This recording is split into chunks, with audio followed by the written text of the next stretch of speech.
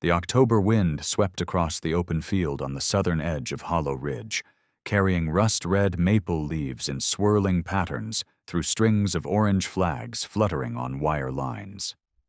This year's fall fair was more crowded than usual, partly because of the clear weather, partly because of the rumor spreading like wildfire. At the fair's center, normally the livestock showcase arena, a temporary auction zone had been set up with metal scaffolding and wooden fences. Folding chairs were lined up in long rows around a patch of bare earth where a heavy steel cage sat in the far right corner, old, rusted, and tight like a drawn bowstring. Inside that cage, a massive German shepherd with dark fur and a faint scar across his chest let out a low growl, his eyes blazing as though everything outside the bars was a threat. Even through the steel, the danger radiating from his stance was unmistakable, like a string stretched to the point of snapping. A war dog. No one needed to say it. Everyone knew. A voice rang out, not from a cheap megaphone, but from a professional PA system mounted in the middle of the stands. The sound was clear, slicing through the wind, falling over the silent crowd like a knife. A lifetime sponsorship. To anyone here who can make this dog, Valor, sit quietly beside them. Just 5 minutes.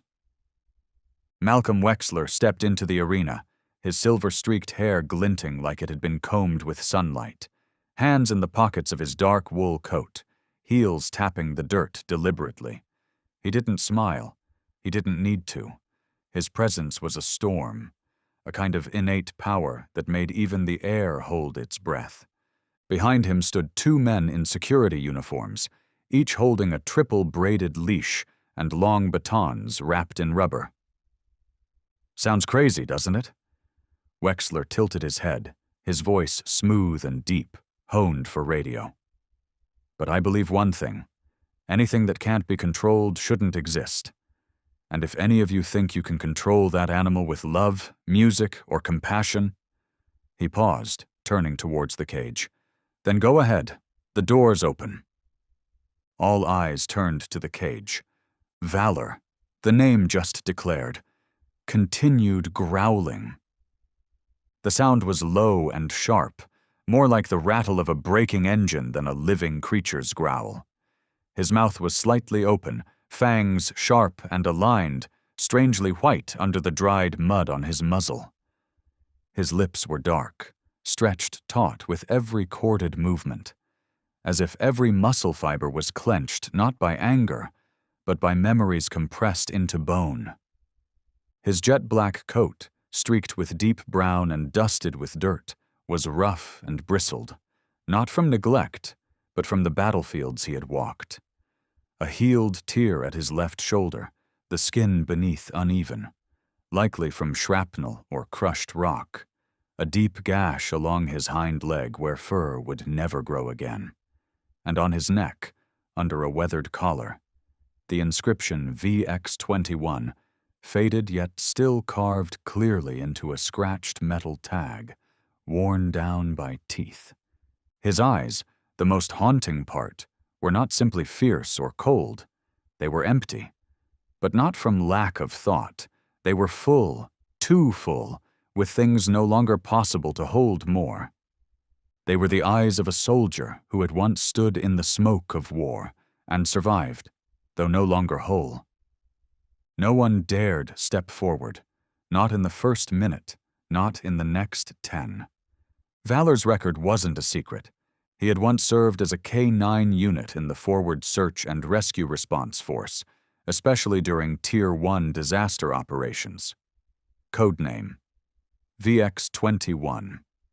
For 3 years, he and his handler had trekked through landslides, crawled under the crushed concrete of fallen cities, sniffed out life from rubble, ash, and fading cries. A landslide in the Crystal Ridge Mountains ended it all. The handler perished in a buried explosion. As for Valor, no one knew how he survived, only that weeks later he was found in the snow, eyes unblinking, nose bloodied, paws dragging like he was still looking for someone to save. After that, he was transferred to a recovery base, but no one could touch him. His combat reflexes returned at the sound of boots, chains, or flashlights. No one wanted to keep an uncontrollable dog. So he was transferred to Wexler as a failed experiment. "He wants to turn a wounded dog into a spectacle," someone whispered. "Not a spectacle," came a soft reply. "He's looking for proof, to sell an entire training system." On stage, Malcolm spun the mic in his hand like a toy, his impatience barely veiled. "No takers?" he asked, scanning the tense faces. "I thought this town still had a few brave souls." Inside the cage, Valor slammed his shoulder into the steel wall, a reminder to the world that he was not a bet to be placed. His eyes did not speak of fear. They were the condensation of memories beaten into him by whips, clickers, and shouted commands. He did not look at people. He looked through them, as if searching for someone who still remembered he had once been a soldier. Wexler lowered the microphone and turned to the event coordinator. "How many minutes left?" 30, the man whispered. "Add 10 more, Wexler said with a thin smile. "The more the crowd holds its breath, the higher the price of the answer." And then, in the wind and streaks of sunset slipping through the gaps of the overhead canvas, Valor suddenly turned his head. Not toward the cage, not toward Wexler, but toward one side of the stands. His eyes fixed, as if they had found a different kind of breath. He stood still, his growl fading. His fur no longer bristled. One ear tilted. His paw shifted slightly, an unconscious reaction to something that wasn't a threat, but a fragment of a living memory. And there, at the edge of the crowd, just beyond the last row of chairs where sunlight no longer reached, stood a brown-haired girl, Aria Lennox, quietly clutching a small box inside her coat pocket. Inside it was a silver fife, engraved with faint but visible words, glinting in the diagonal light of dusk. "For when the world is too loud." Aria barely reached the shoulders of the adults around her, thin and fragile, her limbs still tender as if she hadn't yet grown out of childhood. Yet something in the way she stood made those nearby instinctively part. Not from fear, but from the serenity in her.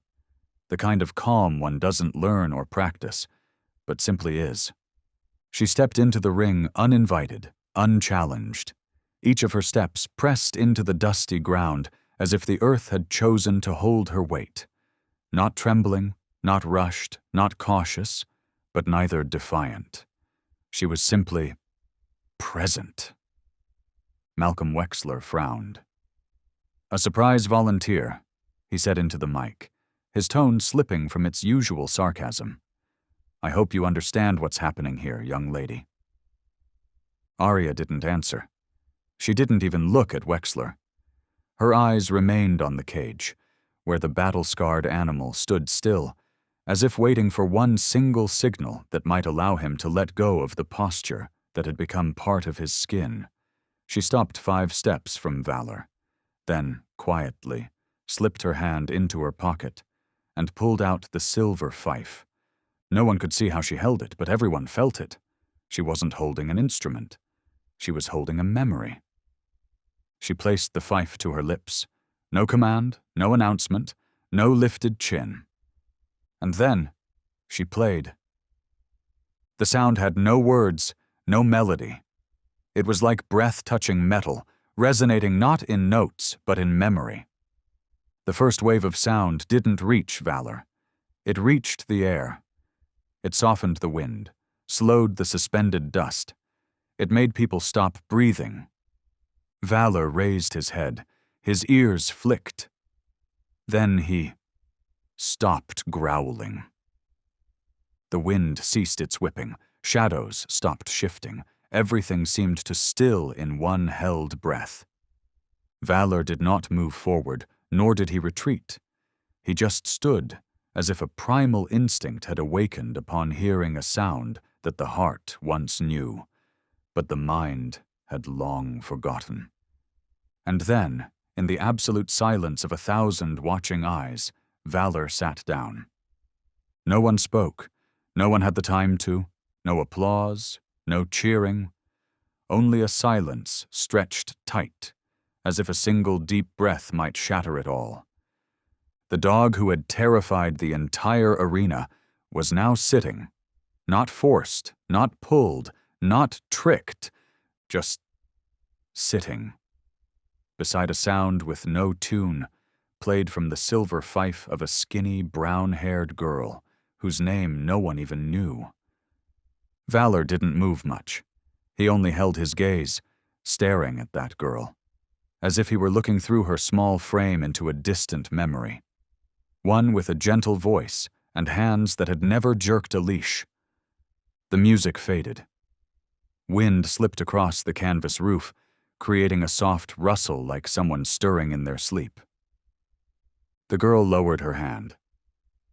Malcolm Wexler stood frozen in the arena, mic limp in his grasp like it had gone mute.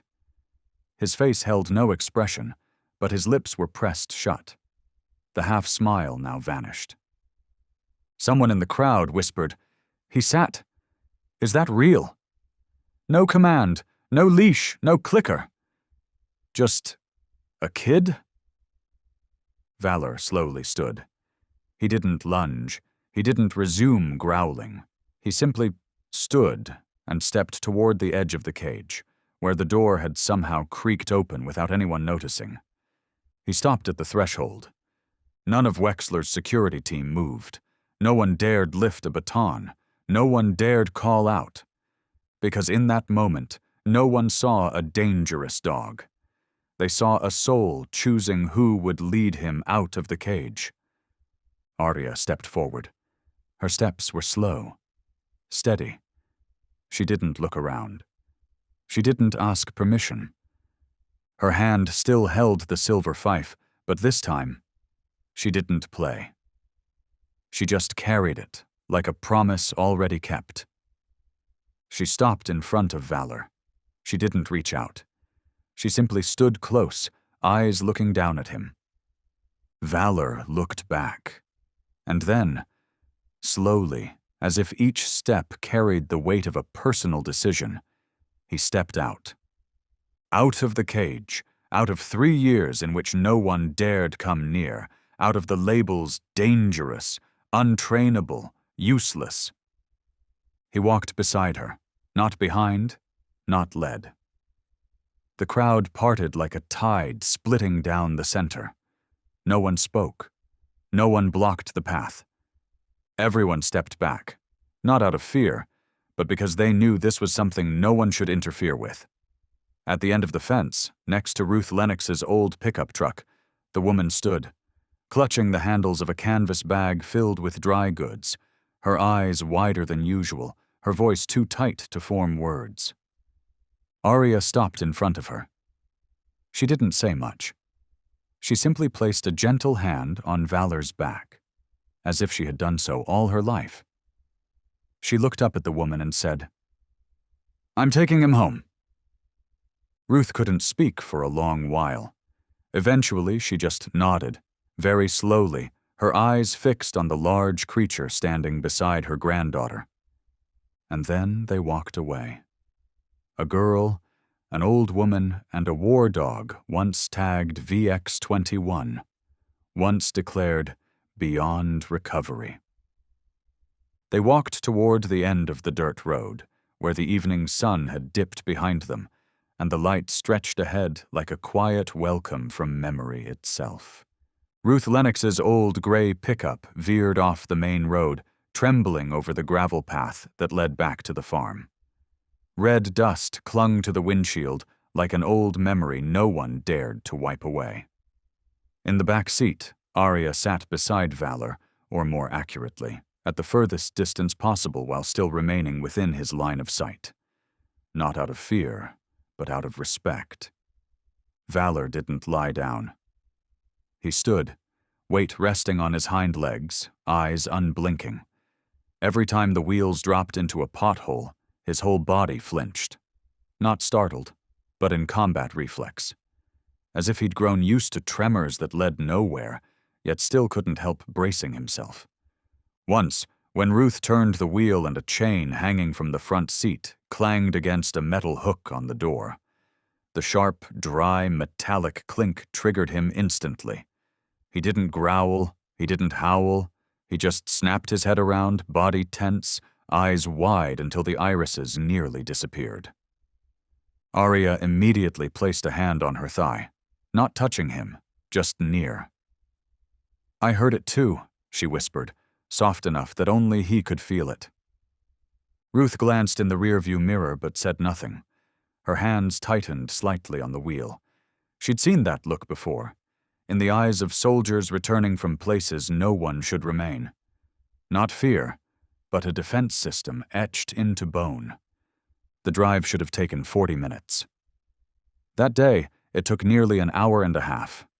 Ruth avoided roads with trucks, skipped the iron bridge, even if it meant longer detours. Each time she saw Valor tense, she slowed down, like she was transporting a landmine with the pin half pulled.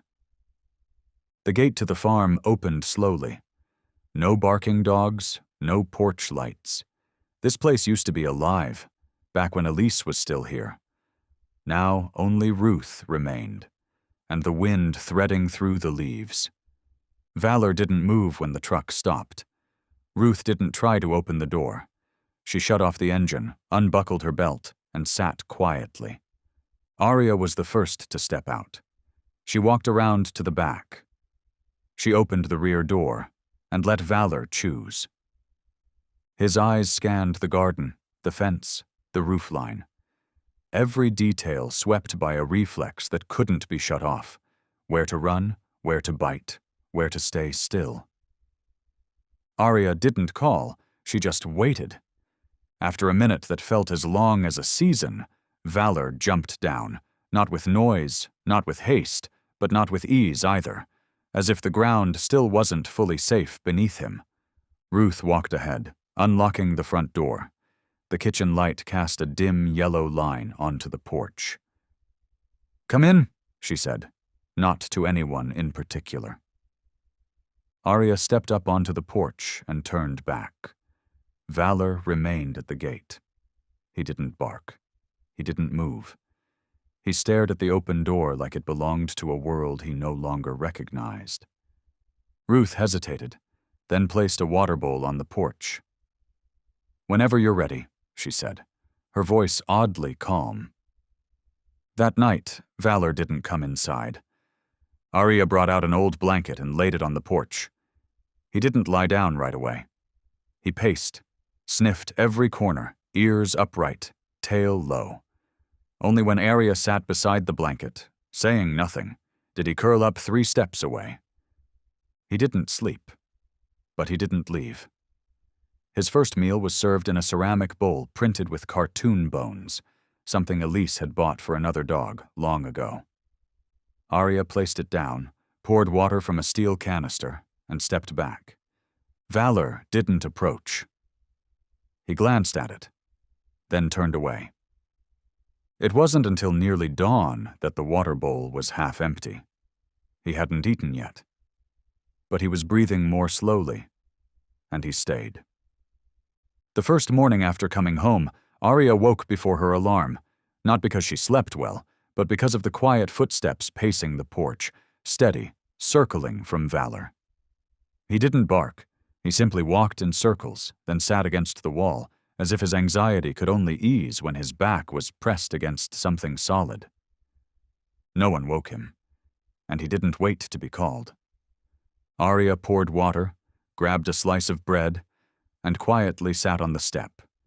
In her hand was something she hadn't opened the night before, her mother's journal, Elise Lennox, cloth-bound, edges slightly frayed, spine loose, but the pages inside still whole. The first page bore a slanted, familiar handwriting. "Dogs aren't something to be trained. They are something we learn to live with again." Arya closed the notebook and looked toward Valor, lying 4 steps away. His tail didn't move, but his ears leaned slightly in her direction, as if he was listening.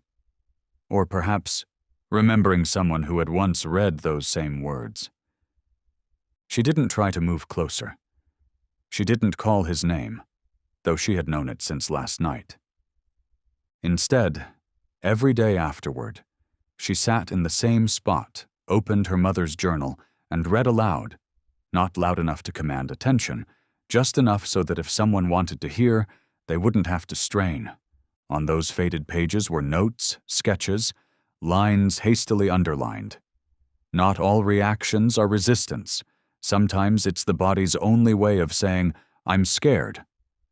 Prolonged silence in PTSD dogs often signals neural shutdown, not recovery. Aria didn't understand it all, but she read because these were the last words left behind by someone who believed that healing began with presence, not correction. 3 days passed.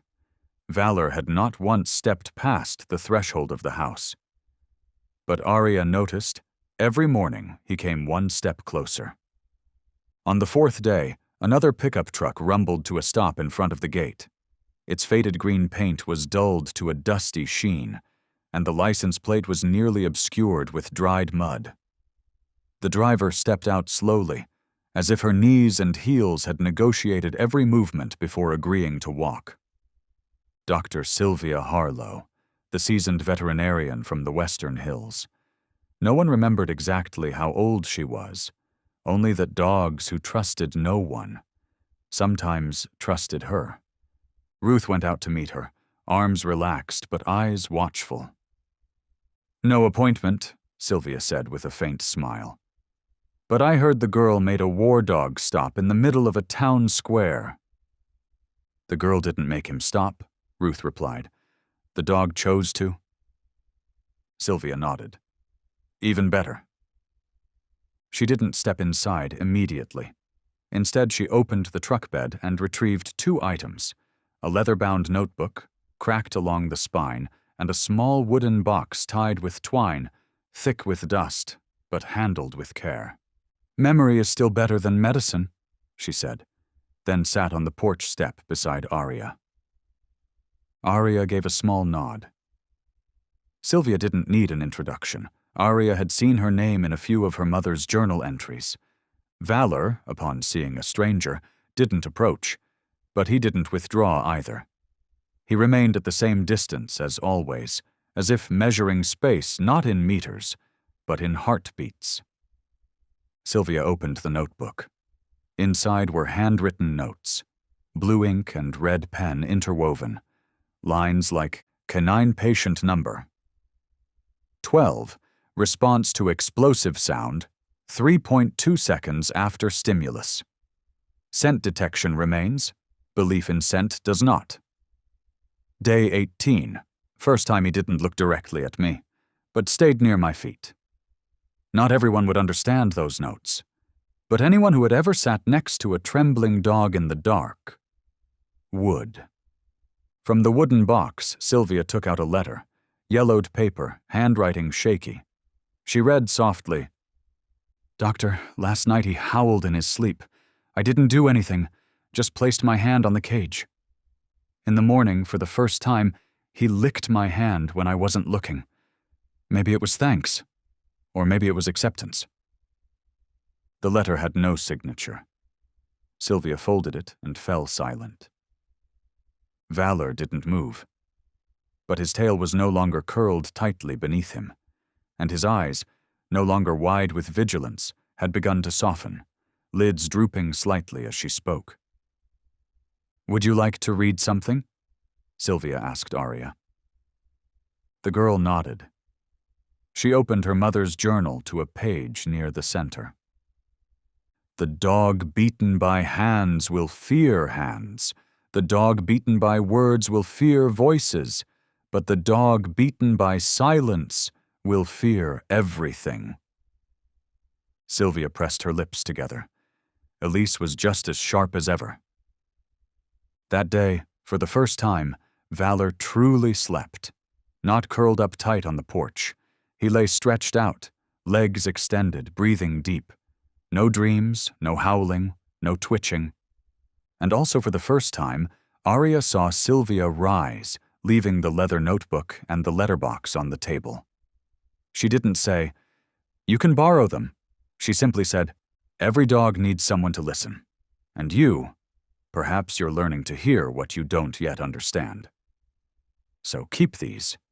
When you need them, open them." On the cover of the notebook, faded by time, was a single line of old ink. Not trained, trusted. Saturday morning settled over Sage Valley like a long breath.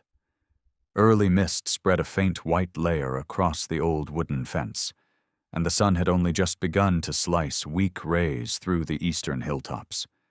The air carried the scent of fresh grass, of damp soil left by the night, and the faintest trace of something waiting. On the back porch, Arya sat cross-legged, a thin blanket wrapped around her knees. In her hands was her mother's journal, not opened to any particular page, just resting there, heavy with more than she could process. Valor sat 8 steps away. He wasn't sleeping, he wasn't lying down, but he wasn't growling, for the first time. For nearly a week he had kept his distance as if every person who came near was one step too close. He didn't growl loudly, didn't snarl, only made small, low hissing sounds. Just enough to say that inside that body, every nerve was stretched like wire. But that morning, when Arya stepped out, laid the blanket on the porch, and sat slowly, he didn't make a sound. Not quite permission, but no protest either. Arya didn't move much. Each motion she made, she kept quiet, as though relearning how to live in a forest where every action left a trace, on the grass or in the eyes of something watching. She opened the journal, but didn't read. She simply brushed her fingers along the page edge, a habit her mother had. Valor watched, not intently, not with tactical focus. Just glanced, brief flickers, then his gaze returned to the distance. The silence wasn't empty. It had form. It was the space of 8 steps between a person and a dog. A space no longer tinged with fear, but a buffer zone of testing and allowing. It was the way Valor held himself, front legs bent slightly, but not braced, tail resting loose on the damp wood, ears not pinned but angled toward the sound of turning pages. Arya read, for the first time in 3 days, a short note her mother had written during the treatment of an abandoned war dog. "He never sleeps when others are awake, but when I pretend to sleep, he begins to breathe evenly." Arya didn't know why she chose that line. Maybe because it resembled this moment. Maybe because yesterday, just as she had drifted off by the door, she had felt Valor lie closer, just a few inches away. By morning, he had pulled back, but the spot where he had lain was still etched in the dust.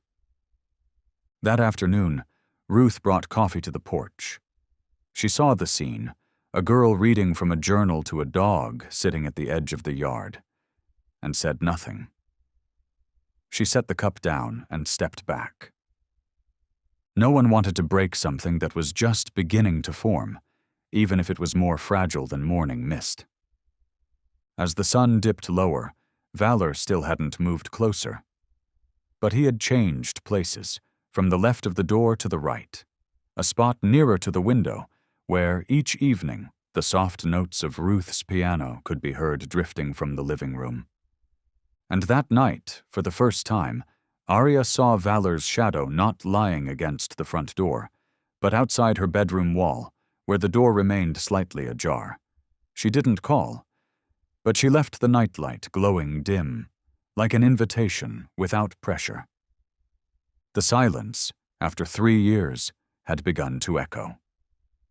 Each morning Arya sat in the same place, on the edge of the wooden porch, where the first sunlight slipped through the branches of the almond tree her mother had once planted. Never too close, never too far. Just enough to avoid pressure, just enough for Valor to see her without needing to react. She didn't try to approach, didn't call, didn't reach out her hand. She simply was there. And like a movement so slow it was almost invisible, the space between them began to change. One morning, as she stepped out as usual, blanket folded in her arms, Arya froze. Valor was lying exactly where she normally sat, still awake, still watchful, but he had chosen that spot. She didn't turn away. She didn't reclaim her place. She just quietly sat a little farther. And for the first time, when she sat down, Valor didn't leave. When Ruth saw the scene through the kitchen window, she paused, coffee pot still tilted mid-pour. She had seen dogs react to people in every way, friendly, wary, indifferent, even mocking. But Valor's expression wasn't a reaction. It was a decision, as if he was beginning to place trust, not in people, but in repetition, in what stayed the same. Another day, when Ruth tapped a spoon against an old metal bowl, clang. Valor flinched violently. Arya didn't touch him, didn't call. She simply stopped reading and said, "I hate that sound too, I know," and then continued reading like nothing had happened. Valor didn't run. But from that day on, Arya silently swapped the metal bowl for an old wooden one, cracked at the rim, but quiet. At night, Ruth began to leave the kitchen door ajar, just enough for the scent of toast or roast chicken to drift out to the porch. Arya laid a wool rug right by the doorway instead of farther out on the lawn. Not an invitation, but a clear, unspoken message. This spot is yours, if you want it. One night, colder than usual, Arya woke at 3 a.m. to a soft sound. She quietly opened the door, without switching on the light, and saw Valor curled on the rug, his chest rising slowly, eyes closed, paws twitching gently as if dreaming. It wasn't the kind of sleep laced with alertness. It was the first sleep near a house where people lived. The next morning, Arya didn't tell anyone, but she brewed an extra cup of chamomile tea, the kind her mother used to drink on cold mornings, and placed it on the windowsill near where Valor had slept. She knew he wouldn't drink it, but its scent would linger, like a soft memory trace. On the 10th day, rain came unexpectedly. Valor didn't retreat beneath the porch roof as he usually did. He stood in the yard, head held high, rain pouring over his back, eyes wide open. Arya saw him, and instead of calling him in, she stepped outside too. No umbrella, no raincoat. She stood 5 steps away. Both of them, soaked, cold, still, under the same rain. No one gave orders. No one told the other to stay. When they returned inside, he walked alongside her. Not close, but near enough that their footsteps shared rhythm. The silence between them now had cadence, not the stillness of disconnection, but the quiet of breathing together. And each of those beats, day after day, began to take shape. It was the soft turn of Valor's ears whenever Arya read something in a low voice. The slightest lift of his brow when she stood up from the porch. The fact that he no longer turned away whenever she sat down. When Dr. Sylvia returned to visit, she stood from a distance and nodded. Still not close, but no longer avoiding. Arya responded simply, "Silence is how dogs answer, too. We just have to learn their language." Sylvia chuckled. "You're learning how to listen, little one." In those days of quiet, Arya began saying his name, not often, not loudly, just once, each morning when she stepped onto the porch.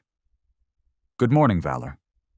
He didn't run to her, didn't wag his tail, but one ear always twitched, and that was enough. Until one late afternoon, when the wind stung faintly and the sun sank earlier than usual, Arya was gathering her books to head inside when she heard slow footsteps behind her. She didn't turn, just kept folding her blanket. Then a shadow fell over the edge of the porch. Valor stood there, right at the step. No growl, no hiss. He sat down. And for the first time, without an invitation, without persuasion, just because he wanted to, he stepped 2 strides closer than any day before. Just 2 steps, but enough to shape the silence into the form of choice. At first, Valor always lay beneath the porch roof, right at the edge of the steps, where the earth stayed colder than the wood, and the wall remained the only thing solid enough to rest against. He always chose the darkest spot, far from the light, far from any sound that came from within the house. But then one night, Ruth accidentally left the back door slightly ajar because of the wind. When she got up just before dawn and stepped out to gather the blanket Arya had forgotten, she saw Valor lying right by the doorway, less than a full step from the wooden threshold. His eyes weren't closed, but he didn't lift his ears when he heard the door creak. He just raised his head gently, as if being seen no longer felt like a threat. No one had called him there, no treats had been placed, and that was exactly why Arya didn't disturb that moment. She simply sat a little closer, just inside the doorway, and resumed her routine. Quietly reading, turning pages, writing a few lines in blue ink, just like her mother used to do. The following night, Valor returned to that spot, the doorway, where the light spilled faintest and the wind was mostly blocked. He didn't come inside, didn't attempt to cross the boundary into the house, but he no longer lay out on the lawn or behind the outer wall. The distance from the doorframe to the heart of the house might be only a few steps, but from that frame to trust, it was an entire journey. And now, at least, he had laid his body closer to the voice of people, without growling in resistance. The wooden bowl that Arya had carefully chosen to replace the old metal one was still placed each night, quietly at the porch corner, where Valor could smell it without being forced to approach. For the first few days, the bowl remained untouched, perfectly still, while the water in the adjacent dish slowly decreased. But then one night, when Ruth woke early to brew ginger tea for her shoulder pain, she caught a glimpse of a shadow beyond the doorframe. Not advancing, just a shadow, long and low, moving like breath across the porch floor. The next morning the bowl was empty. Not spilled, not knocked over, not chewed the way young pups tend to do. Just clean. Arya didn't ask. Ruth didn't mention it. But that night, they filled the bowl a little fuller. And the next morning, empty again. Gradually, Valor began to form a rhythm of his own. When no one was in sight, when the lights were off, when the sounds had quieted, he would come, eat quickly but not rushed, and retreat. The way he ate, without greed, without panic, was a signal in itself. It was no longer the behavior of a creature fighting to survive, but the instinct of a soul relearning that food placed before it could actually belong to it. And just like that, in the quiet of night, hunger was no longer shameful, but a sign of return to life. No one could pinpoint the exact moment it began, the first time Valor started to follow, but Arya noticed. The first time was when she went to the back garden to retrieve her mother's notebook, forgotten on the stone bench. She heard a rustling of leaves behind her, so faint she thought it was wind. But when she stopped and turned slowly, Valor stopped too. He stood about 10 steps away, not close, not hiding, his ears upright, head slightly tilted, as if measuring what her next move would mean. Arya didn't turn again. She simply continued walking as usual. And when she reached the porch steps and glanced back, Valor stood at the edge of the grass. From that day on, Arya noticed, every time she walked out to the yard, to the barn, to the stone well, there was always a silent shadow trailing behind. Not close, not called, not expecting anything in return. Just following, like an observer from afar. Not like a guard, not like control, but more like a quiet test. Will you come back? Little by little, the distance shortened, from 10 steps to 7 to 5. Sometimes even 3 if she paused long enough. But he never walked beside her, always behind, as if his instinct was to be near but not impose. Arya never said a word when she noticed, but she began walking a little slower, leaving space beside her in case one day Valor chose not to walk behind, but with her. That Friday afternoon, as the sun dipped behind the western hills and the light turned soft gold, Dr. Sylvia Harlow returned to the farm. Not with medicine or equipment, but carrying an old cloth bag. Inside were handwritten letters, some from former colleagues, people who had worked in post-war K-9 rehabilitation programs. Others were diary excerpts from the treatment center Elise Lennox had once helped. Not things to diagnose, but things to read together. Dr. Harlow chose a wooden chair placed near the edge of the porch, right where Arya usually sat in the mornings. She didn't call anyone, didn't signal to Valor, didn't even start with, "Let's begin." She simply sat, pulled out a sheet of paper, and began reading aloud. Her voice didn't rise and fall like a story, nor was it flat like a clinical report. She read as if recounting something that had happened, but was still worth remembering. Day 14. The dog no longer howls at the doorbell, but still won't eat when someone is in the room. I tried reading poetry, not so he'd understand, but so he'd know that not all sound comes with commands. Valor was lying at a distance, beneath the trees where the grass grew thick. But when Dr. Harlow spoke, his ears twitched gently. Arya sat quietly by the door, hand resting on her mother's notebook, eyes following every small response. Dr. Harlow continued. Letter from Mason, that May. We don't train them to forget. We help them live without letting memory control every move. One day a dog walked toward me when I said his name, not in a command tone, but the way people call each other. Her voice remained steady, unrushed. Between lines she paused, not to think, but to let the breath find its space. Valor didn't move. But every time a passage mentioned a dog, his ears lifted slightly. Every time words like approached, didn't howl, or breathed calmly were spoken, he turned his head toward the voice.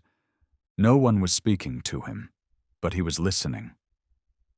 Arya watched it unfold and knew she didn't need to say a thing. She understood, through her mother, through Ruth, through the quiet days on the porch. That sound itself was a kind of contact, and not all voices needed to command. Dr. Harlow folded the letter after nearly 20 minutes. She didn't rush. Just carefully placed it back into her bag, then looked up at the shadowed dog half in light, half in shade. I'll read again tomorrow, okay? She didn't expect an answer. But when she stood to leave, Valor didn't turn away. He watched her until she disappeared behind the porch. For the first time in many weeks, when Ruth stepped out onto the steps at sunset, she saw that Valor hadn't retreated into the shadows or under the floorboards. He remained in place, as if waiting for someone to speak again, a human voice, not commanding, just present. The morning air in Sage Valley was still veiled with fog, just like every other day. But for Arya, something had changed, not in the sky or wind, but from within. In that moment, she sat on the porch and opened the worn pages of her mother's journal. The air seemed heavier, deeper, and more real. Elise Lennox, a name once attached only to tender memories, now returned like a true guide.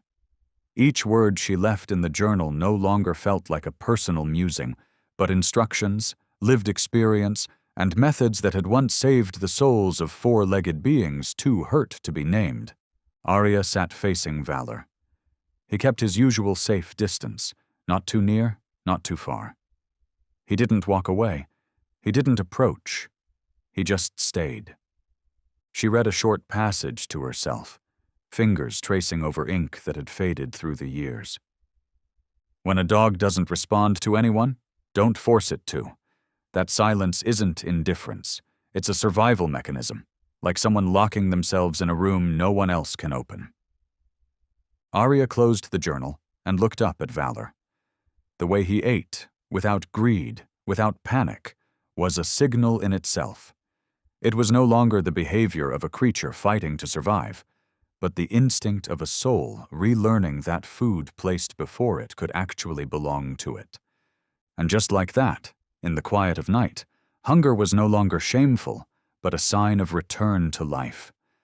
No one could pinpoint the exact moment it began, the first time Valor started to follow. But Arya noticed. The first time was when she went to the back garden to retrieve her mother's notebook, forgotten on the stone bench. She heard a rustling of leaves behind her, so faint she thought it was wind.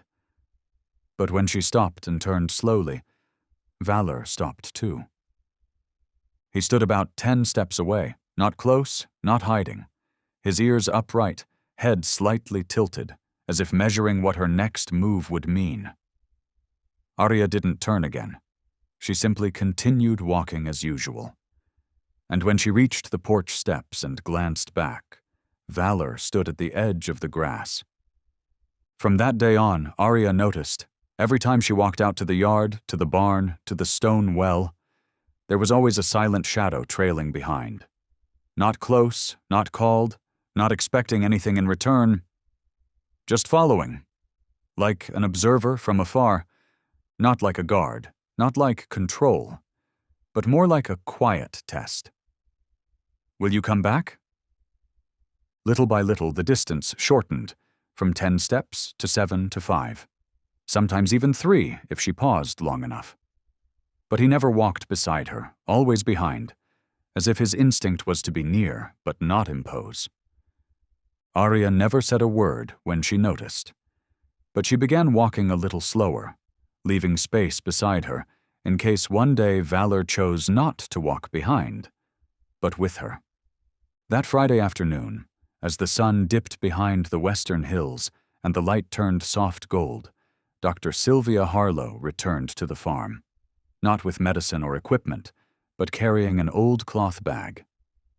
Inside were handwritten letters, some from former colleagues, people who had worked in post-war canine rehabilitation programs. Others were diary excerpts from the treatment center Elise Lennox had once helped. Not things to diagnose, but things to read together. Dr. Harlow chose a wooden chair placed near the edge of the porch, right where Arya usually sat in the mornings. She didn't call anyone, didn't signal to Valor, didn't even start with, "Let's begin." She simply sat, pulled out a sheet of paper, and began reading aloud. Her voice didn't rise and fall like a story, nor was it flat like a clinical report. She read as if recounting something that had happened, but was still worth remembering. Day 14. The dog no longer howls at the doorbell, but still won't eat when someone is in the room. I tried reading poetry, not so he'd understand, but so he'd know that not all sound comes with commands. Valor was lying at a distance, beneath the trees, where the grass grew thick. But when Dr. Harlow spoke, his ears twitched gently. Arya sat quietly by the door, hand resting on her mother's notebook, eyes following every small response. Dr. Harlow continued. Letter from Mason, that May. We don't train them to forget. We help them live without letting memory control every move. One day, a dog walked toward me when I said his name, not in a command tone, but the way people call each other. Her voice remained steady, unrushed. Between lines, she paused, not to think, but to let the breath find its space. Valor didn't move. But every time a passage mentioned a dog, his ears lifted slightly. Every time words like approached, didn't howl, or breathed calmly were spoken, he turned his head toward the voice. No one was speaking to him, but he was listening. Arya watched it unfold and knew she didn't need to say a thing. She understood, through her mother, through Ruth, through the quiet days on the porch, that sound itself was a kind of contact, and not all voices needed to command. Dr. Harlow folded the letter after nearly 20 minutes. She didn't rush, just carefully placed it back into her bag, then looked up at the shadowed dog, half in light, half in shade. "I'll read again tomorrow, okay?" She didn't expect an answer. But when she stood to leave, Valor didn't turn away. He watched her until she disappeared behind the porch. For the first time in many weeks, when Ruth stepped out onto the steps at sunset, she saw that Valor hadn't retreated into the shadows or under the floorboards. He remained in place, as if waiting for someone to speak again. A human voice, not commanding, just present. The morning air in Sage Valley was still veiled with fog, just like every other day. But for Arya, something had changed, not in the sky or wind, but from within. In that moment, she sat on the porch and opened the worn pages of her mother's journal. The air seemed heavier, deeper, and more real. Elise Lennox, a name once attached only to tender memories, now returned like a true guide. Each word she left in the journal no longer felt like a personal musing, but instructions, lived experience, and methods that had once saved the souls of four-legged beings too hurt to be named. Arya sat facing Valor. He kept his usual safe distance, not too near, not too far. He didn't walk away. He didn't approach. He just stayed. She read a short passage to herself, fingers tracing over ink that had faded through the years. When a dog doesn't respond to anyone, don't force it to. That silence isn't indifference. It's a survival mechanism, like someone locking themselves in a room no one else can open. Arya closed the journal and looked up at Valor. He was looking at her. Not for long, but it was a gaze without avoidance. That afternoon, Arya stayed in her mother's room for a long time. The room had remained nearly untouched since Elise passed away, partly because Ruth couldn't bear to change it, partly because Arya still wasn't ready to let go. Everything was still there. The wooden desk by the window, the small metal cabinet full of patient records, and an old wooden box with a brass lock now rusted over. Arya opened the box. Inside were dozens of papers clipped together, categorized by small plastic tabs labeled Case 01, Border Collie, 2013, K9 Deployment PTSD, TE167. Intervention Logs, Exposure Without Command. She flipped through the folders until she found the section her mother had written about post-traumatic combat reflex. Some dogs withdraw into silence, others erupt in aggression, but they all share one thing. They don't believe the world is safe enough to breathe. That evening, Arya brought 3 thin folders out to the porch. She spread a blanket, placed the journal on her lap, and began to read aloud, not for anyone but herself. But she knew Valor was there, not obvious, but present.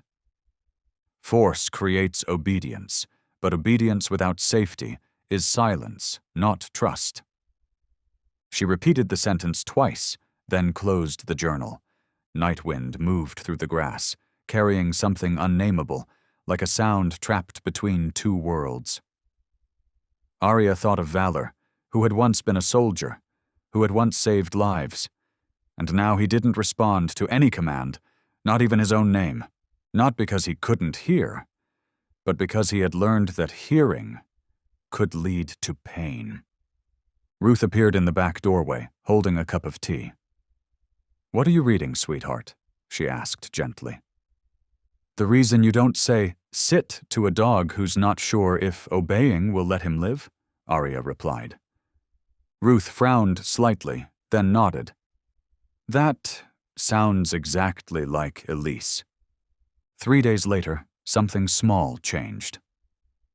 While Arya was reading a section about dogs responding positively to instrumental classical music, she opened a playlist her mother had saved on her phone. Soft piano pieces began to play, sometimes Debussy, sometimes Satie, and floated gently into the quiet air. Valor, lying beneath the tree, lifted his head. Not startled, but as if he remembered.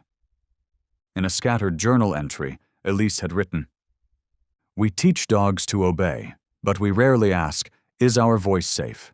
If speech is a weapon, then silence is armor, and sometimes the only person a dog trusts is the one who speaks the least."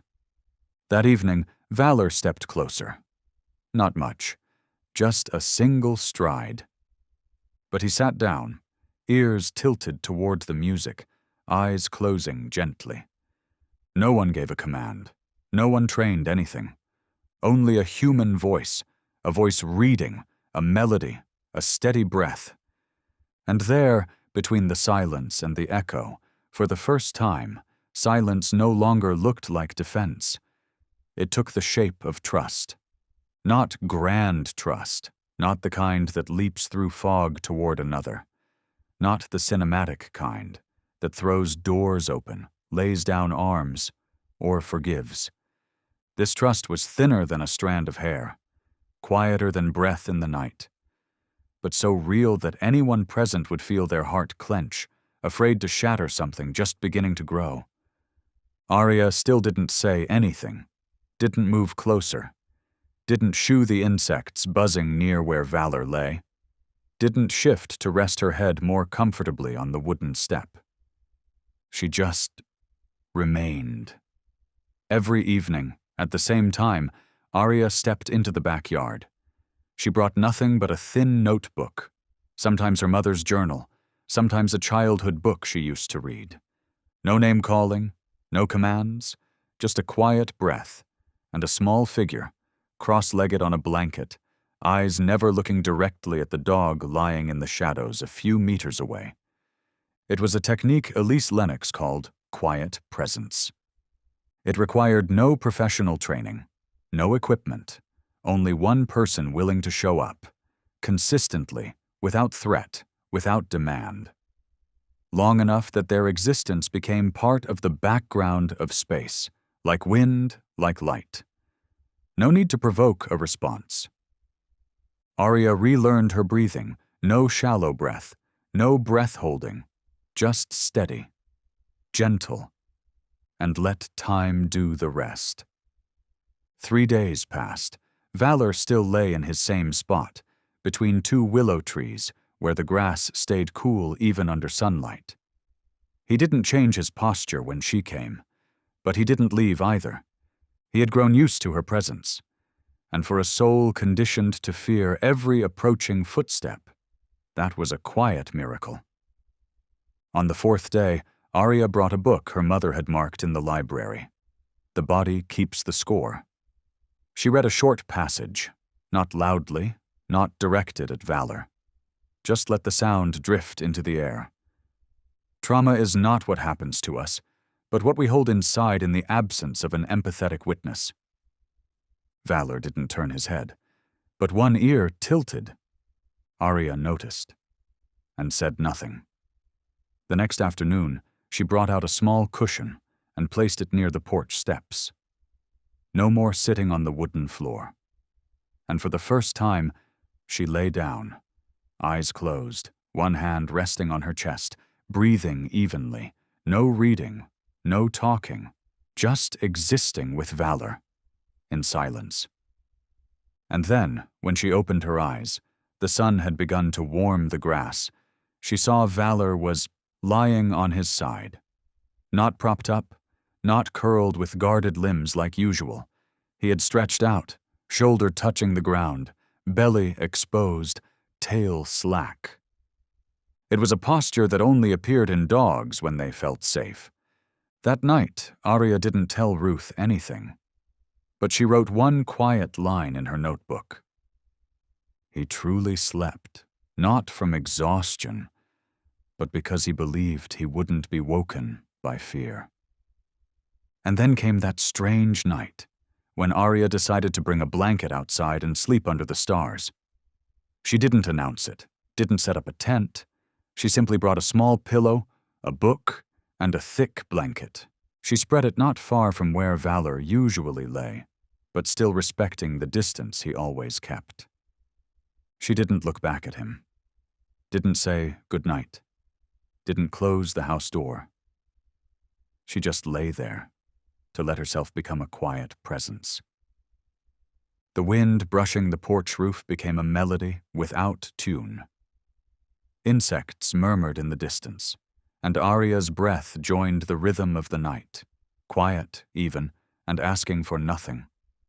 For the first time in years, she slept without a locked door, without walls, with nothing but a dog once labeled dangerous somewhere nearby. And at midnight, when Arya stirred at the sound of a soft shift, she didn't see Valor walking away, as he often did. She saw him lying just a few steps away. Not too close, but closer than ever. His head rested on his front paws, eyes half closed, chest rising slowly. And for the first time, Arya heard it, a small sigh escaping from his body. Not a sound of alertness, but the sound of a body finally allowed to rest. She said nothing, just closed her eyes again, and let the night wind carry everything away. That night they slept, in the same space, needing nothing from one another, just being together. The next morning, Ruth saw them lying in the middle of the grass, beneath the trees, sunlight falling down like golden silk. She didn't walk over, just stood at the porch, warm tea steaming in her hand. And she whispered, only loud enough for herself to hear. So she didn't train him. She just waited long enough for him to choose to trust. That was the first day in the second life of Valor, a life where sleep was no longer fear, but a space of safety, built by patience and the quiet breath of a girl who asked for nothing but presence. Malcolm Wexler was not a man easily forgotten, much less ignored. The autumn auction, where a nameless girl had gotten his most dangerous war dog to sit, remained a nightmare lodged deep in the memories of those aligned with him. Not because of the failure, but because of what came after. No media response, no public denial, no immediate retaliation. Because Malcolm never reacted in the heat of the moment. He reacted only when every variable had been calculated to the decimal. In a cold meeting room on the third floor of the Wexler estate, the air was laced with coffee and steel. The digital board displayed a list of trainers, statuses of each dog, and testing schedules down to the minute. At the center of the room, Malcolm stood before a massive LED screen, hands clasped behind his back, eyes sharp as forged steel. We don't let a piece of music and a child unravel the foundation of national discipline, he said. His voice wasn't loud, but every word hit like a hammer. The Sage Valley Fair will be where we set things right, on the ground, under the lights, in front of statewide media. A man in a black suit adjusted his glasses. What are you planning to present, sir? A national-level control demonstration. Form, reflex, obedience protocol, via whistle, signal tones, and, if needed, behavioral enhancers. The room fell quiet for a few seconds. Someone else asked in a low voice, "Do we need to bring back the old equipment?" Malcolm turned. "Discipline isn't the crime. Losing control is." He pressed a button on the control panel. A sliding wall opened, revealing the private training chambers of the Wexler Foundation. Inside were special containment units, not named, just numbered, each fitted with remote control chips. The air was filled with the hiss of voltage and the clank of metal paws on flooring. Malcolm walked up to one of the kennels. Inside was a jet-black shepherd, eyes sharp like an unsharpened blade. It rose instantly, but didn't bark. It stood still, waiting for command. "This," Malcolm said, eyes never leaving the dog, "is what people call trust. But really, it's understanding that the one who gives the order holds the power of life and death." He turned to face his team.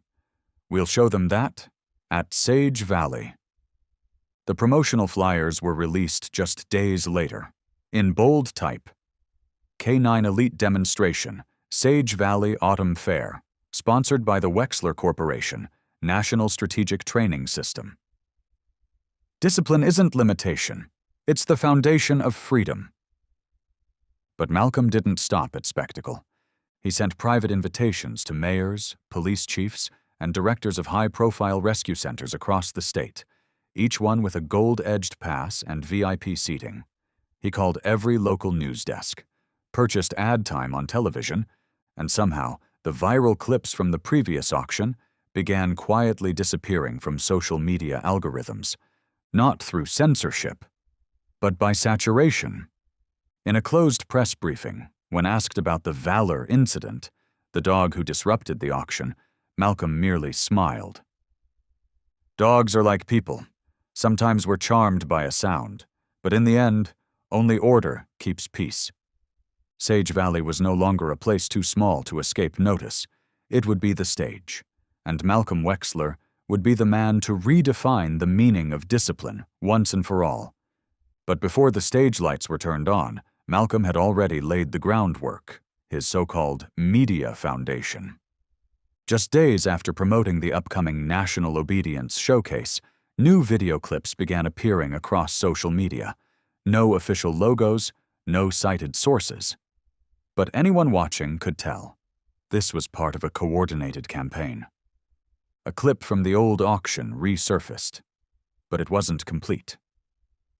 There was no first gaze between Valor and Aria, no image of the silver fife, no quiet moment before he sat down. Only growling, only the jerking chain, only wild eyes, and a line of text at the top of the video. Uncontrolled, easily manipulated, one sound is all it takes to deceive. This is what happens when we replace discipline with emotion. Excerpt from National Training Research Center, Wexler Foundation. The clip spread quickly. Malcolm didn't need to appear. It only took enough people sharing, enough channels reposting, enough scholarly faces nodding along to discussions about behavioral regulation. On forums and discussion groups, polarized comments surged. "That dog was just charmed by music. What if that same sound played in public?" "This kind of taming is like giving a gun a sedative. It calms down, but can't be trusted." At the farm, Aria sat in front of the computer, reading every word, face still. Sylvia stood behind her, holding a mug of cold coffee. Ruth was outside, trimming the grass as if unaware. But they all knew. No one talked about refuting it. No one wrote a rebuttal. No one contacted the press. They just watched Valor, lying in the yard, sunlight brushing along his back, eyes closed, ears still. Aria closed the laptop. "No one needs to know you've slept beside me for the last 2 nights, she whispered. "No one needs to see you dreaming, twitching your legs like you're chasing light in your sleep." Sylvia placed a hand on her shoulder. "Then let him speak for himself," she said, "not in words, but in how he lives." Ruth came in moments later, drying her hands on a coarse kitchen towel. She didn't ask questions. She simply placed an old photo on the table. Elise Lennox, standing in the center of the training yard, beside a black shepherd, eyes gleaming in the sun. On the back, in handwritten script, they called them dangerous once. But if you wait long enough, anyone can see. The greatest danger is never giving them a chance. That night, Aria didn't sleep inside. She took a thick blanket and laid it beside Valor's usual mat in the yard. No calls, no coaxing, no music. She simply lay down and waited. Around midnight, soft footsteps approached. Valor lay down beside her, not touching but closer than ever, eyes closed, breathing steady. No defense, no need for music, no need for the crowd's applause, no need for words. And that was enough. He would be the answer. Arya didn't say that out loud. She simply stood behind the curtain of the Sage Valley Arena, temporarily converted into a performance ground. The sand had been leveled, the wooden bleachers formed a half circle, and in the center was open space. No fences, no cages, only a beam of white light cast like a stage where questions didn't require explanation. That day, there were no signals, no starting whistle, no announcements, no judges, just Arya and Valor. She walked out, hands empty, shoulders square, her small figure swallowed by the vastness of the scene. Yet the atmosphere softened. The audience, larger than Ruth had ever seen, dared not make a sound. Valor followed behind. No leash, no command, only presence, and synchronized steps. Every move Arya made was a silent whisper. Each time she stopped, Valor stopped. When she turned, he turned. When she stepped back, Valor sat.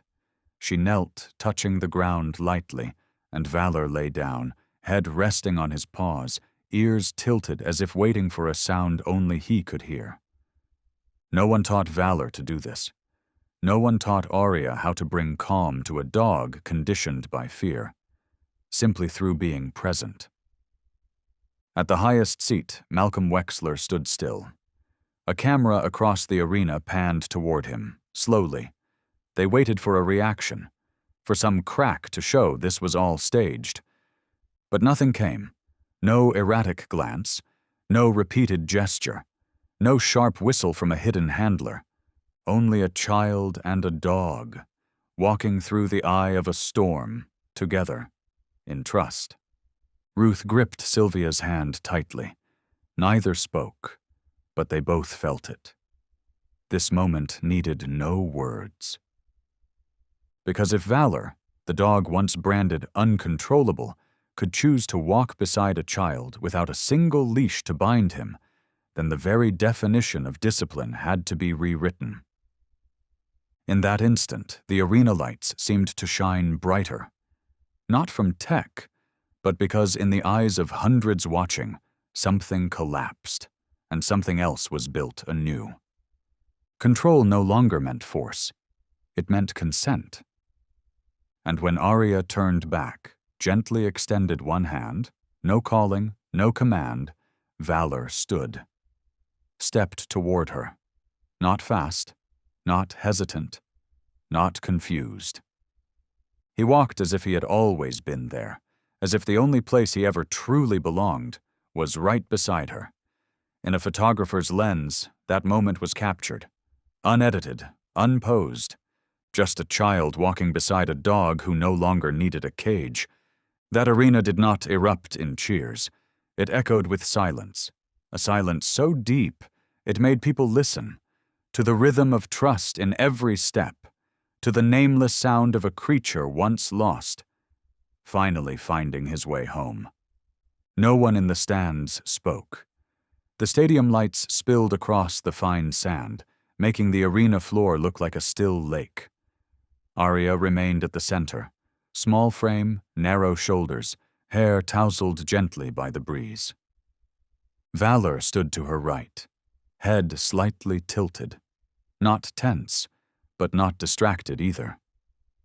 He was waiting, not for a command, but for something that was coming. Arya slowly reached into her coat pocket. From inside, she pulled out the silver fife, the heirloom engraved by hand with the now faded familiar words, "For when the world is too loud." No one knew why she took it out at that moment. No one stopped her. Arya didn't look at the audience. She didn't say anything to Valor. She just brought the fife to her lips and played. The sound that emerged had no clear notes, no steady rhythm. It wasn't a song. It was a shaped breath, a sound like something long buried stirring awake. Each note, though faint, didn't direct. It called, as if reaching deep inside for something forgotten. And then something strange happened. Valor stood still. Then lowered his front legs, then his hind legs, then his whole body sank slowly to the sand, not hastily, not tense, as though each motion was made by choice. At last, Valor's head touched the ground, but it wasn't submission. It wasn't fear. It wasn't a conditioned reflex. It wasn't something Malcolm Wexler could claim as the result of training. It was a conscious surrender, in peace. A breeze swept across the sand, soft as silk brushing old wooden floors, and in the center of the arena, the dog once deemed too dangerous to keep now lay as still as a flat stone resting in the stream bed. Peaceful. Arya stopped playing. She remained standing. Did not bow, did not lift her hand to receive applause. She let the final tone dissolve into the wind and stepped back, saying nothing. Valor didn't move. He stayed right there, eyes closed, breathing steady. In the stands, no one stirred. A man almost stood, then sat back down, afraid his chair would creak and break the spell hanging in the air. Sylvia turned to Ruth, grasping her hand. He just did something no one could ever force him to do. No one? No one. Then why did he do it? Because for the first time, someone asked what he needed, not what they wanted from him. Across the arena, Malcolm said nothing. His eyes narrowed. His fingers clenched the armrest. His aides whispered. He didn't hear them. He wasn't hearing anything anymore. Because Valor, the so-called failed product of discipline, was lying down in front of thousands of eyes, unrestrained, unleashed, uncommanded, and still he chose to trust. That arena did not end in fireworks. There were no speeches, no trophies awarded, only a silence louder than words. When a creature once trained by fear no longer needed fear to stay. And in that moment, as Valor lay quietly at Arya's feet, a testament to what trust could accomplish, Malcolm Wexler slowly stood up. Touching, he said dryly, but feelings don't stop a panicked dog from attacking. He signaled to his aide. From a side entrance, another dog was brought out. Larger than Valor, with sleek black and gray fur, a thick electronic collar wrapped around its neck like a circuit board. It jolted violently when held back. Eyes wide, whites visible, growling deep. This is K9X02, Malcolm introduced smoothly, like pitching a new product. Responsive to electric signal and clicker, optimized for high-control situations. Click, a dry, sharp sound. The dog flinched. Click. It tensed, then lunged forward as if shoved by invisible force, but the leash pulled it back, causing it to stumble. A low shock triggered, muscles in its shoulders convulsed. It howled, but the cry was swallowed by the next series of cold, mechanical clicks. No one in the crowd laughed. Not even those who once applauded Malcolm. War dogs must obey, he said, and obedience must come with consequence. Another click. The dog jolted upright, eyes bloodshot, teeth bared, its entire body reduced to one instinct: destroy. Arya stood. She didn't speak. She didn't approach. She simply gave Valor a slight nod. No leash, no order, only silence. And Valor stepped forward from her shadow, not rushed. Each movement slow, composed, a body still powerful but relaxed. Ears up, eyes fixed, not on the frenzied dog but on something deeper, as if listening to a sound no one else could hear. Malcolm's dog was now near breakdown, foam gathered around its mouth. Paws slamming the ground in disarray, it no longer saw people, or the arena, or light, only command and pain, command and pain. Then Valor stopped. Only a human's distance away. He lay down, no growl, no tension. He simply lay there. silent, as if telling the other dog, "I didn't come to win. I came to prove there's no need to fight anymore." The next click sounded, but this time Malcolm's dog didn't charge. It flinched, but didn't move. A stronger click, its shoulder muscles spasmed, its throat constricted, but instead of lunging, it stepped back. Once, then again. Malcolm roared, "Advance! Execute the command!" But the dog didn't move, and for the first time, Valor lifted his head and looked straight into its eyes, a gaze with no threat. "Only experience. I was you. I hurt like you, but I made it through." Between wind still as glass and hearts pounding across the stands, someone whispered, "It's not being controlled, it's choosing." And then, Malcolm's dog lay down, awkwardly, exhaustedly, not by command, not from shock, but as a reflex when facing something it had never known before, a being who did not resist, who did not threaten, who simply was there to say it was okay to stop. Malcolm clenched his fists, motioned to cut the power. But it was too late. The entire arena stood still, and every camera had already captured the moment. A dog trained by fear lay down, before a dog who no longer needed fear to be heard. No one called for the program to end. No music played. No slogans were shouted. The silence, once fragile, now thickened like cloth laid over the heart. And in that stillness, Arya pulled the silver fife from her coat pocket. No one knew what she intended to do. She didn't look at Valor, still lying there, calm. She didn't look at Malcolm, trembling slightly under the weight of suppressed rage. She simply bowed her head and played. This time, the melody was not for Valor. It was no longer a gentle tune to soothe old memories. It wasn't quite a summons either. It was a bridge, a sequence of low, quiet notes, drifting like wind through a half-open door, unhurried, unforced, but anyone listening deeply would sense it was not meaningless. Across the arena, the other dog raised its head, ears perked, eyes still red, but its body no longer tensed. It tilted its head slightly, as if hearing something far off.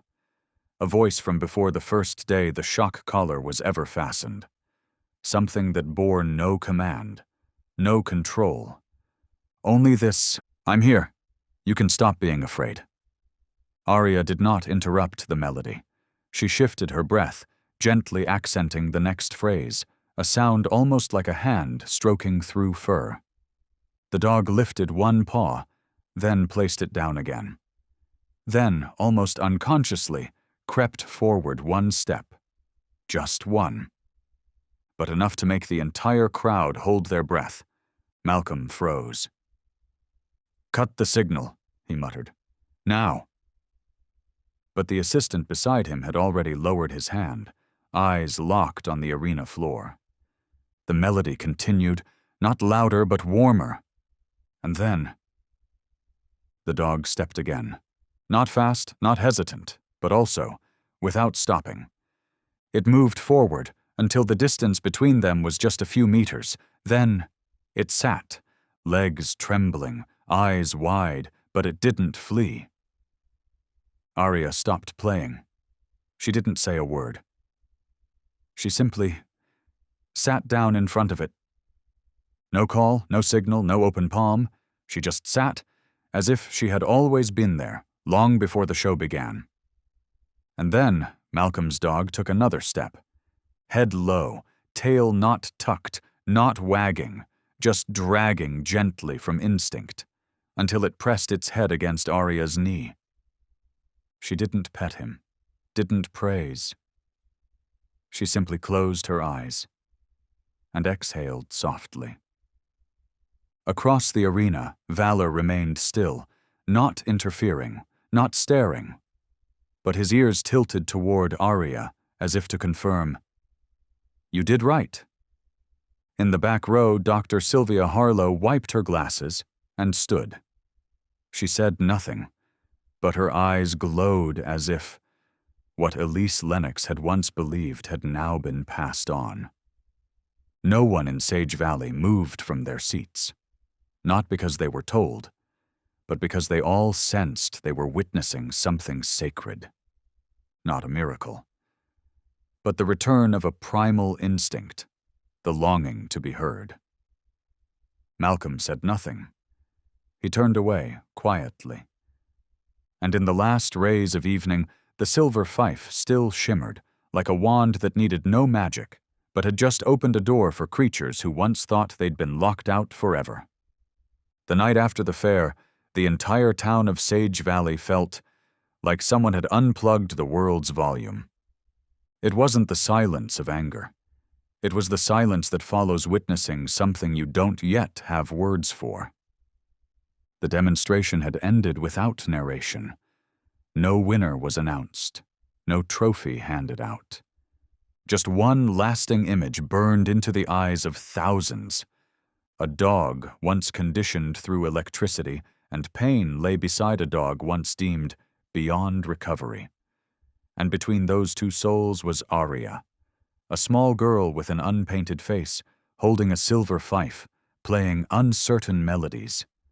The first video appeared online at 7:02 p.m. that same day, filmed by a high school student with a shaky phone. Only 28 seconds. But it was enough. Valor lying calmly in front of the other dog, Aria playing the fife, the second dog creeping forward, lying down, resting his head on her knee.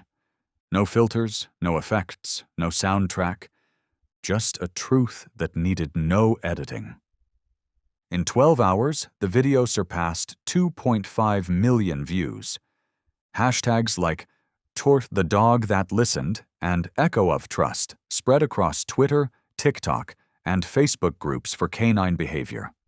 Local newspapers called Aria the girl who called back the souls of lost dogs. It wasn't training, it was presence. Love that needs no command. On veterinary forums, professionals reshared the clip with captions like, "Not all wounds need surgery, some only need to be seen, and not rushed to heal." Back in Sage Valley, residents began leaving dog biscuits, handwritten cards, even imitation silver fifes at the gate of Ruth Lennox's farm. They didn't need to meet Aria. They just wanted her to know. They understood. Aria remained silent. She declined interviews, answered no press, signed no sponsorships. She still woke early, swept the porch, fed Valor, and reread her mother's old notes. When Sylvia once asked why she wouldn't speak up, Aria simply replied, "If what I did was real, it will speak for itself. If not, then no amount of words will make it true." But Aria didn't expect that Malcolm wouldn't stay silent. 3 days later, a major news channel aired a segment titled "Analysis of Stray Dog Incident at Sage Valley," where the original clip was edited. The moment the dog approached, Aria was cut. Instead, they added commentary from a behavioral expert who had previously received funding from the Wexler Foundation, claiming, "The dog responded out of exhaustion, not connection. Removing the shock collar too early can be dangerous." In the same broadcast, Malcolm appeared briefly, saying, "I don't dismiss emotion, but emotion doesn't replace structure. A dog calmed by music today, how will it react to a fire truck siren tomorrow?" Then came posts from the National Trainer Network, pulling scientific jargon to argue against romanticizing unproven behaviors.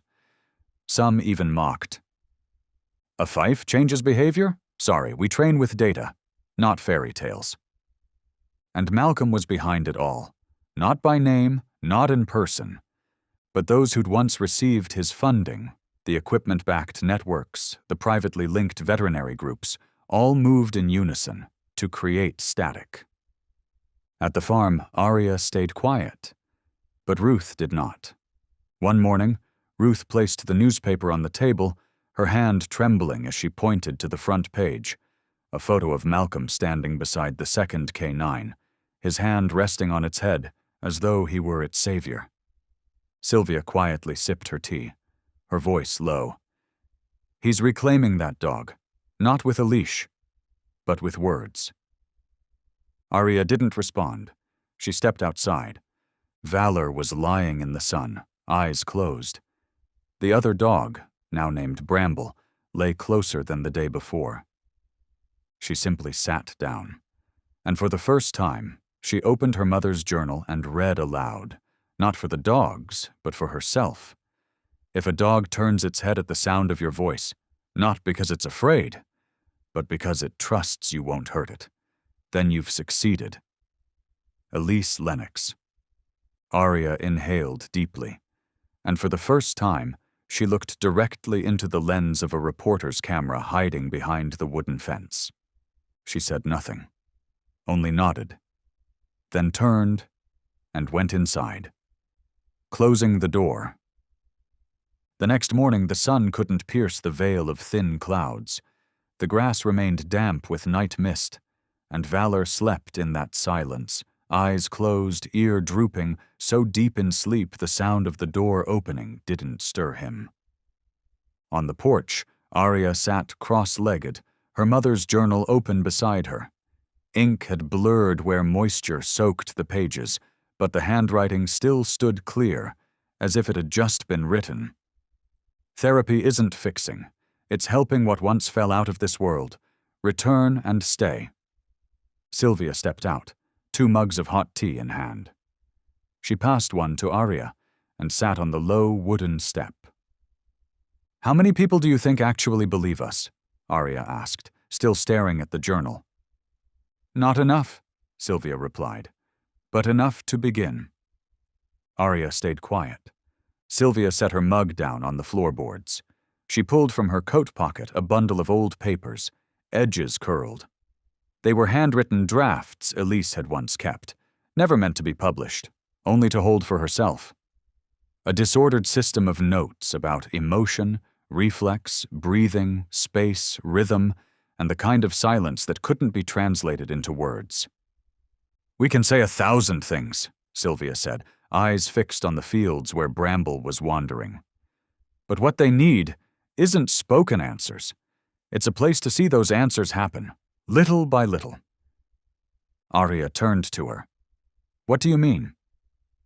"We're not going to argue with Malcolm. We won't sue, won't do talk shows, won't appear on TV. We'll do the one thing Elise did best." Sylvia paused, resting a hand on the journal.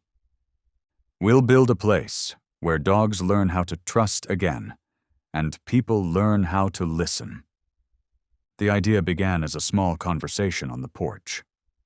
But then Ruth, who once believed she was too old to build anything new, opened an old drawer and pulled out hand-drawn kennel blueprints from Elise's lifetime.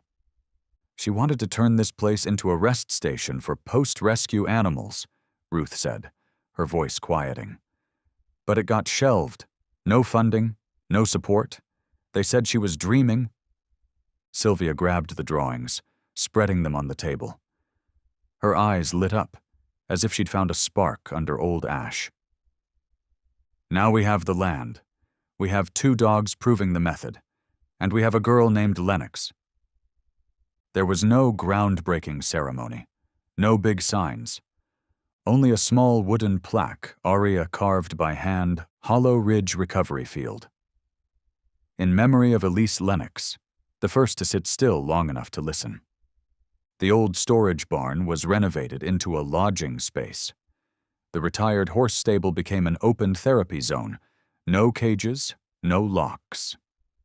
A few of Elise's old friends, once veterans in military veterinary services, began sending handwritten notes, archived videos, and case records from the recovery campaigns of decades past.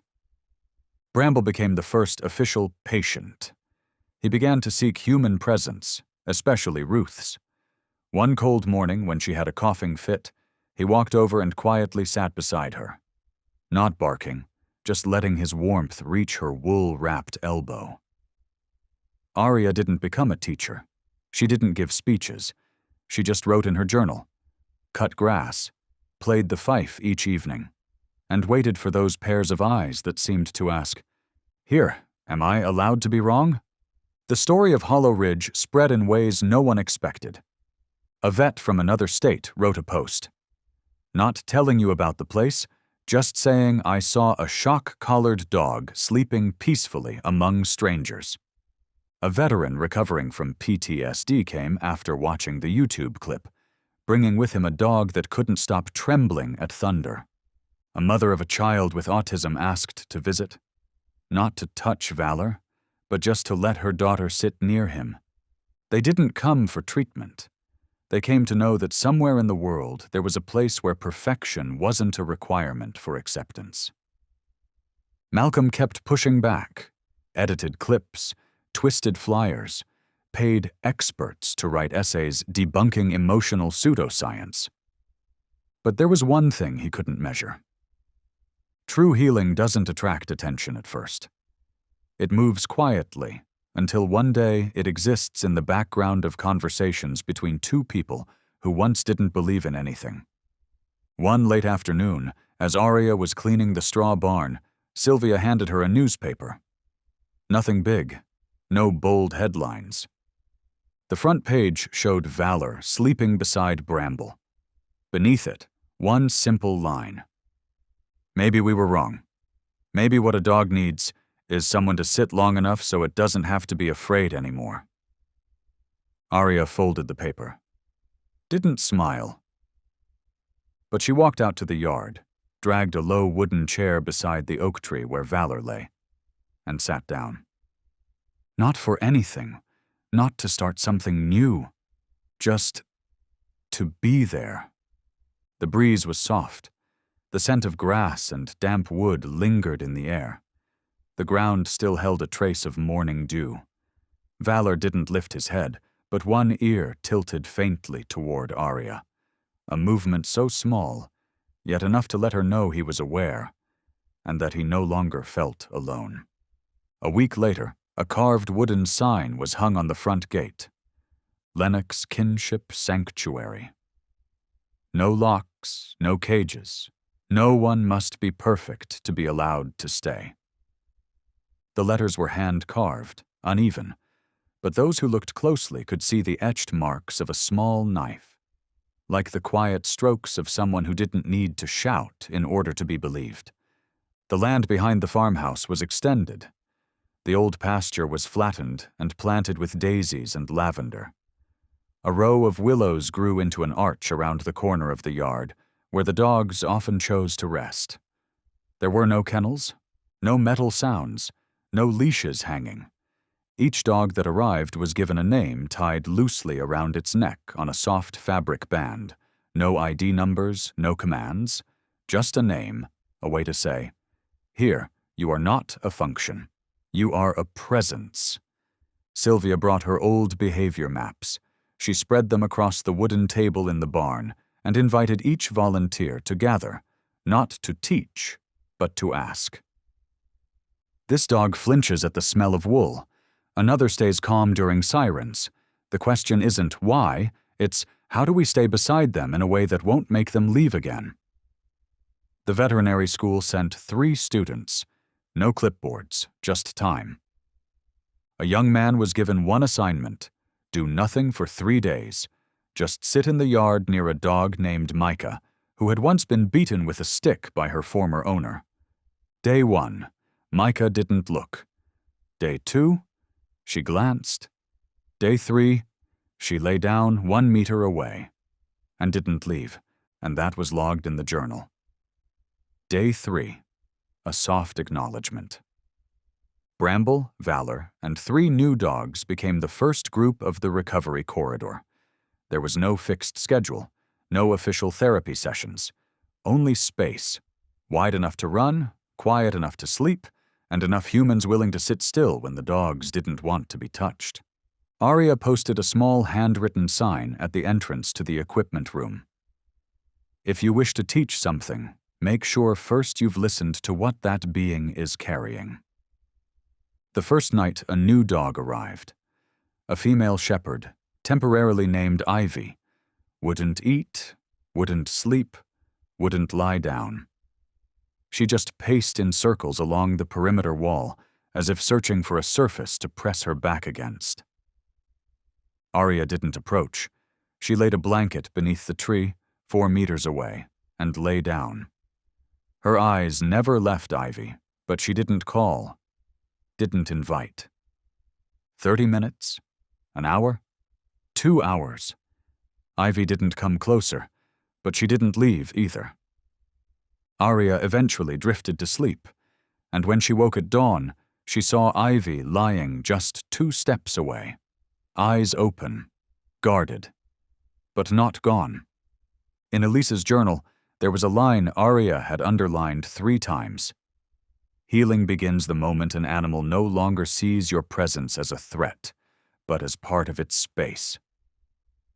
At the kitchen table, Sylvia studied the layout map of the grounds. She sketched a new section.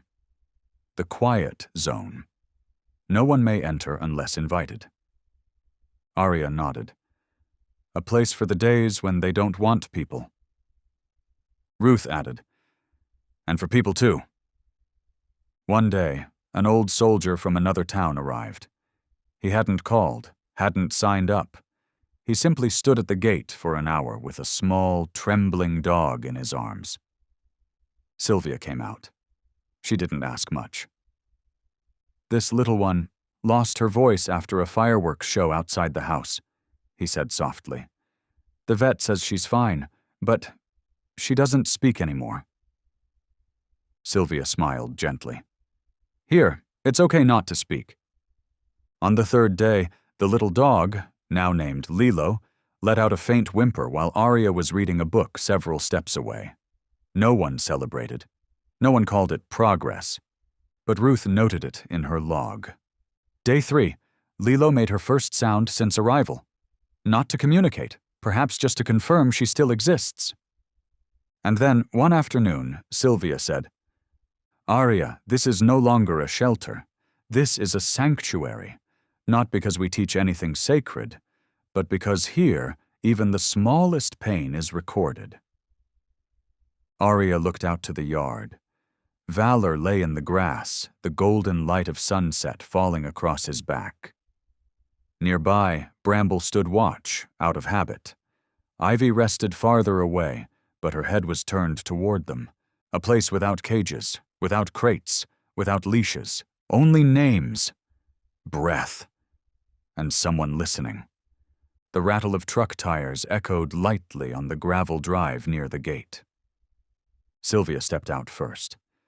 In the back seat was a black, shaggy dog, eyes unblinking, no growling, no whimpering, but the whole body tensed, curled like a rusted steel coil. The blanket under him was damp. He had urinated in fear as the truck stopped. Does he have a name? Arya asked. Not sure, Sylvia replied.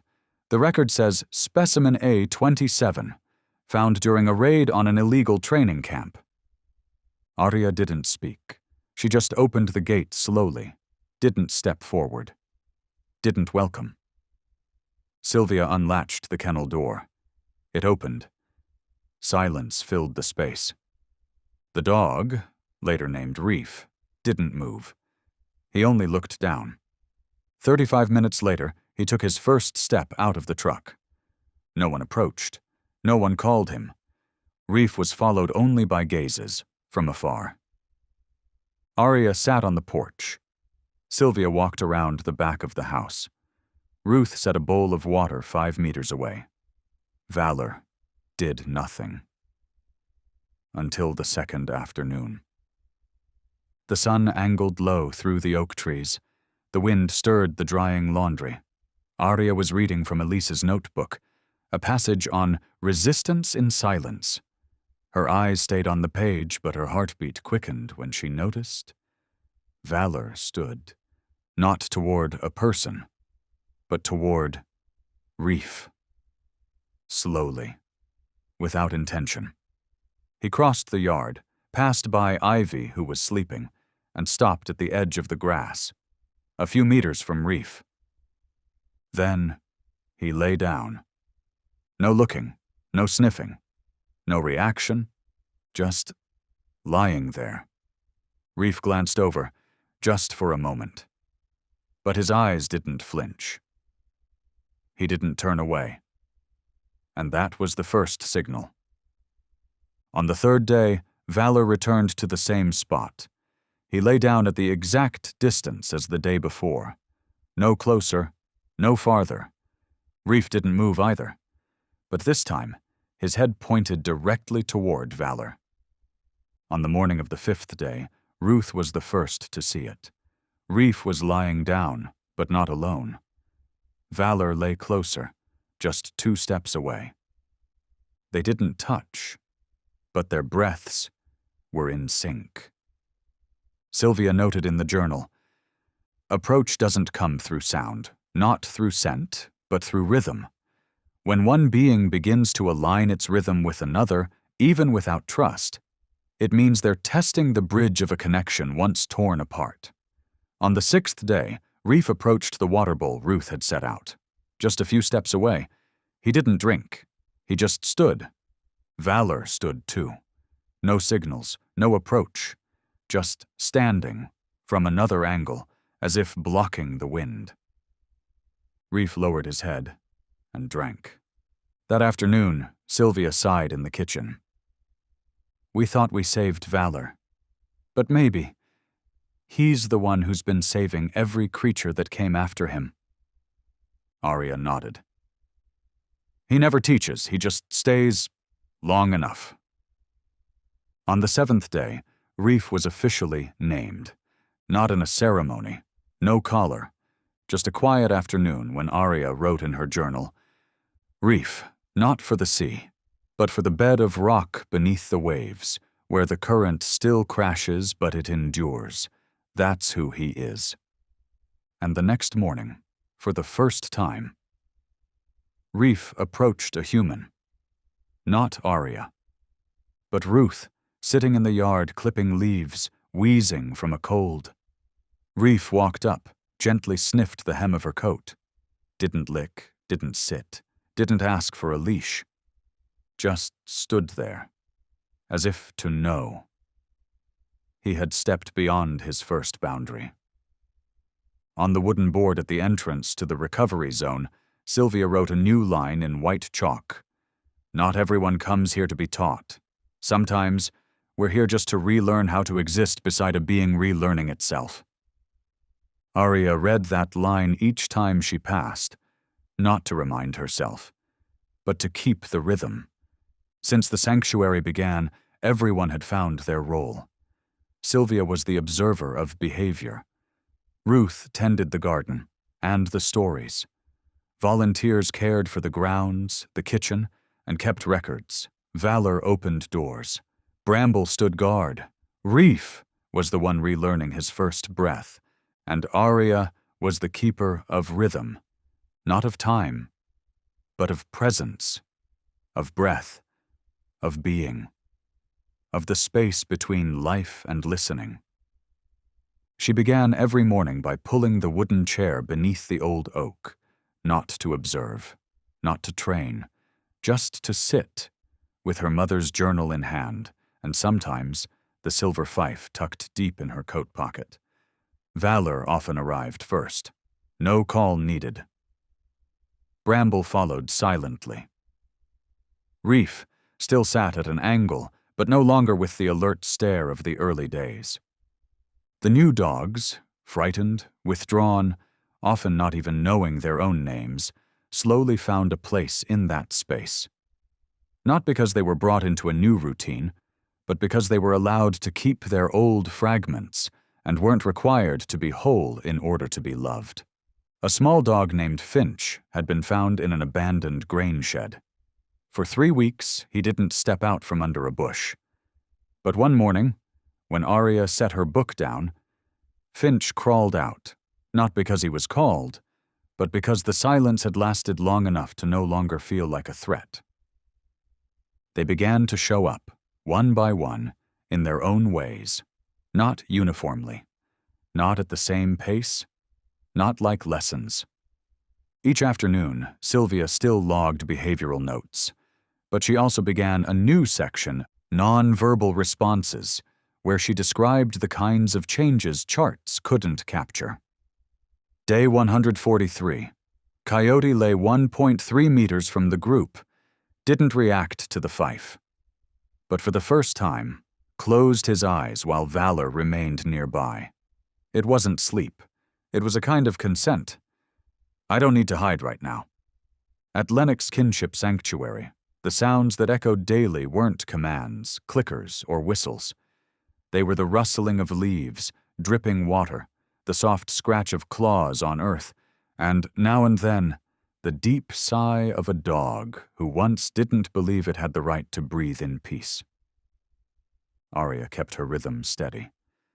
Each morning she pulled the wooden chair under the oak tree. Not to watch, not to train. She just sat, with her mother's notebook in hand, and sometimes the silver fife tucked quietly into her coat. Valor usually arrived first, never needed calling. Bramble followed in silence.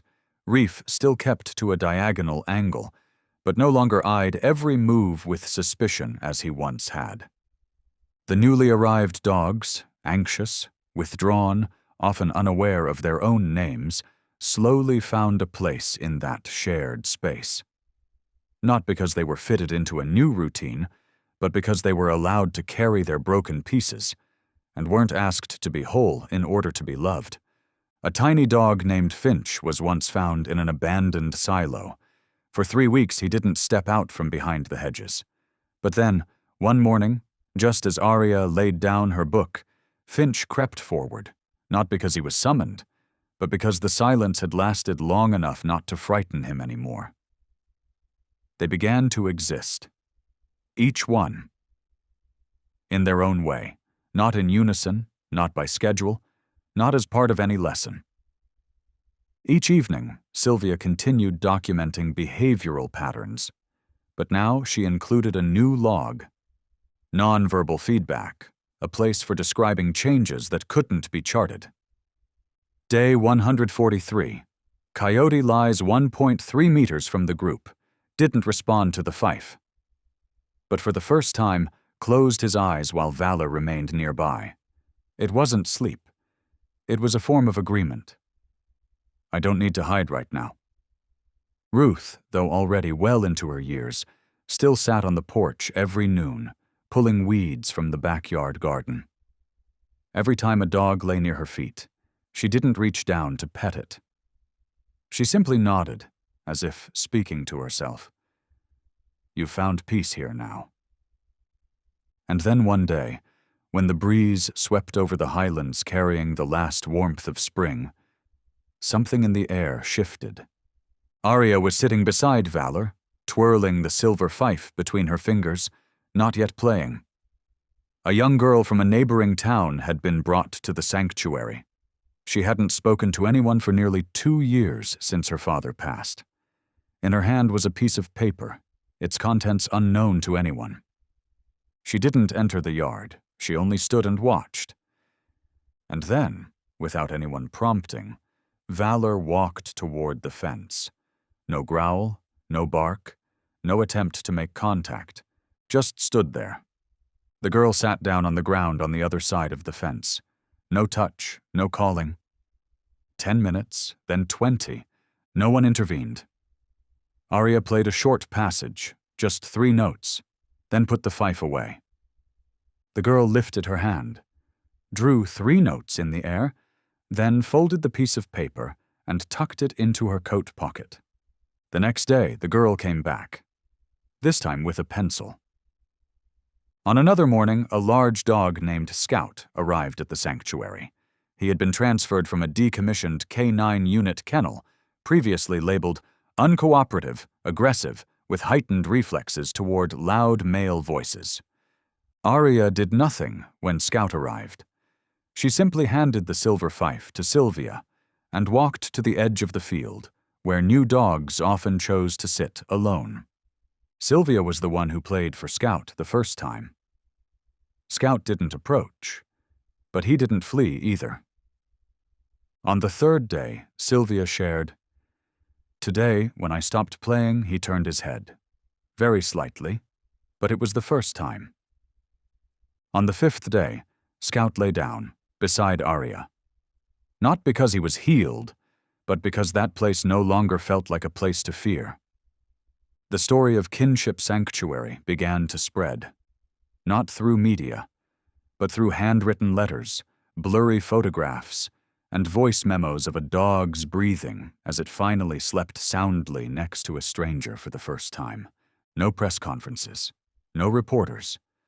Just the murmurs passed on by those who had once lost hope, saying, "I saw it. I saw a dog stop trembling when someone just sat beside them and did nothing at all." 1 year after Arya walked out of the auction ring, a photograph was hung on the wooden wall of the central barn. Not a portrait of her, but a photo taken from behind.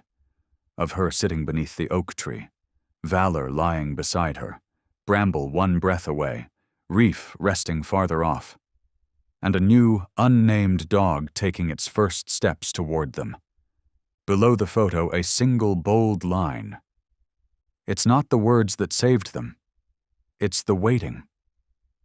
On a summer afternoon, while Ruth stoked the fire for tea, Sylvia turned to Arya and asked, "Do you ever wonder, if your mother were still alive, what she'd think of this place?" Arya looked out to the yard. Valor was lying in the sun. She replied slowly, "I don't think she needs to see it, because her part never left." That night, Arya wrote in the notebook she had continued from where Elise left off. "I don't play the fife every day, but I carry it because maybe someone out there still needs to hear something they've never been listened to before." And in the final pages of that notebook, Arya wrote one sentence, meant for Valor, but maybe for any creature that had ever only been called by a number. "I never made you change.